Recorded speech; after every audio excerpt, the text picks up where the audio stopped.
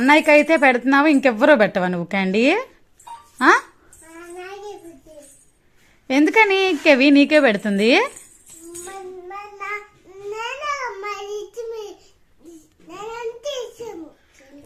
ఏంటి? నువ్వంటే ఇష్టం కదా నా చెల్లికి. అబ్బో